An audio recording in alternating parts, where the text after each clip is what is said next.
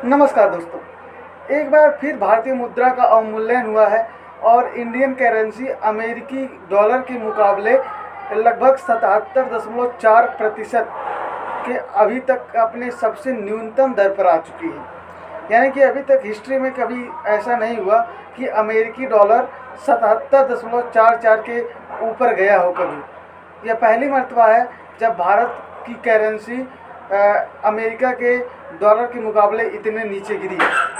तो इस वीडियो में हम यही बात करेंगे कि इंडियन करेंसी अमेरिकी डॉलर के मुकाबले इतना क्यों गिर रहा है, उसका वैल्यू क्यों कम हो रहा है, और साथ ही साथ यह भी जानेंगे कि हमारे अर्थव्यवस्था पर इस पर क्या प्रभाव पड़ेगा और हमारे दैनिक जीवन पर, हमारे पब्लिक पर इस पर क्या प्रभाव पड़ेगा। इन सब मुद्दों पर चर्चा करेंगे। तो चलिए वीडियो शुरू करते हैं।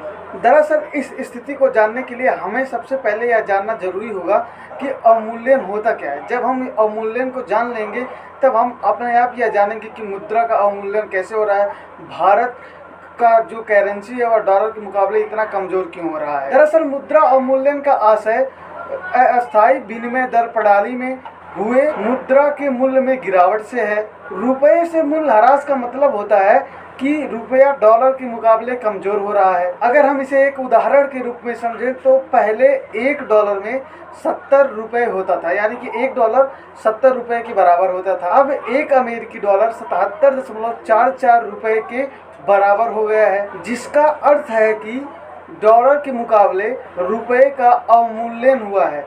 अगर इसे अंग्रेजी में कहें तो डीवैल्यूएशन हुआ है। यानी अब हमें अगर $1 खरीदना है तो उसके लिए हमें 77.44 रुपये पे करने पड़ेंगे, और जो पहले हमें 70 रुपये मात्र पे करने पड़ रहे थे। तो हम लोगों ने अवमूल्यन के बारे में जान लिया। अब हम जानते हैं कि भारतीय अर्थव्यवस्था पर मुद्रा अवमूल्यन का क्या प्रभाव पड़ेगा। दरअसल मुद्रा का अवमूल्यन यानी करेंसी डिवैल्यूएशन का आरबीआई पर सकारात्मक और नकारात्मक दोधारी तलवार की भांति प्रभाव डालता है। सैद्धांतिक रूप से कमजोर रुपये को भारत के निर्यात यानी कि एक्सपोर्ट को बढ़ावा देना चाहिए, लेकिन इस कमजोर वैश्विक मांग के माहौल में रुपये के बाहरी मूल्य में गिरावट उच्च निर्यात में परिवर्तित तो नहीं हो सकती, क्योंकि उधर यूक्रेन का युद्ध चल रहा है, साथ ही यहाँ श्रीलंका में आप देख ही रहे हैं गृह युद्ध जैसी स्थिति बनी हुई है। इन सब कारणों से यह तो फेल होता हुआ दिखाई दे रहा है कि हम लोगों को कोई फ़ायदा होगा। अब अगर हम इसके निगेटिव इफ़ेक्ट की बात करें तो निगेटिव इफ़ेक्ट बहुत ज़्यादा है इसके। दरअसल मुद्रा का अवमूल्यन आयातित मुद्रास्फीति का जोखिम उत्पन्न करता है और केंद्रीय बैंकों के लिए ब्याज दरों को रिकॉर्ड स्तर पर लंबे समय तक बनाए रखना मुश्किल बन सकता है। साथ ही भारत अपने घरेलू तेल आवश्यकता को पूरा करने के लिए लगभग 2/3 तेल का आयात करता है। भारत खाद्य तेलों के शीर्ष आयातक देशों में से एक है। ऐसे में भारतीय मुद्रा का कमजोर होना तेल की कीमतों में वृद्धि को दर्शाता है तथा हाई फूड इन्फ्लेशन की समस्या उत्पन्न करता है। अब आपको यह पता चल गया होगा कि इससे भारतीय अर्थव्यवस्था पर क्या प्रभाव पड़ेगा। अब हम यह जान लेते हैं कि यह स्थिति आखिर भारत में पैदा क्यों हुई, कि जो इंडियन करेंसी है उसका डिवैल्यूएशन क्यों हुआ। दरअसल इंडियन करेंसी के डिवैल्यूएशन में बहुत सारे कारण हैं।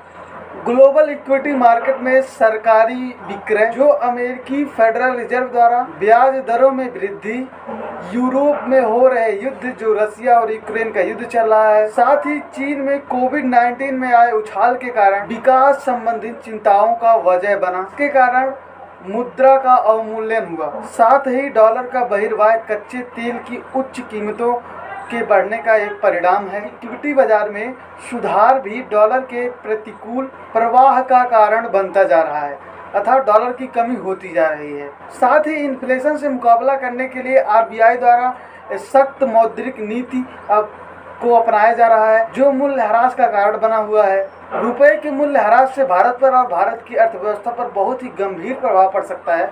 ऐसा भी हो सकता है कि श्रीलंका जैसी कहीं ना स्थिति हो जाए।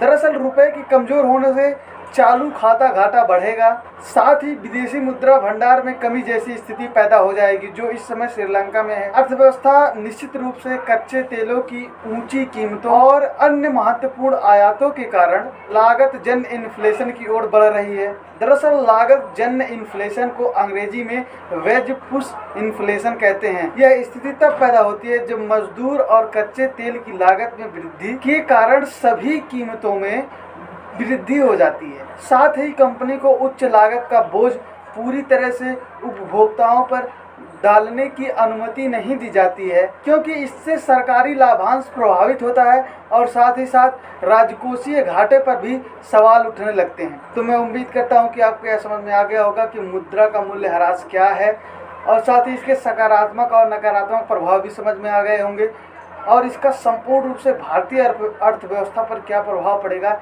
यह भी समझ में आ गया होगा। तो अब हम वीडियो का अंत करते हैं। आई होप आपको यह वीडियो समझ में आया हो।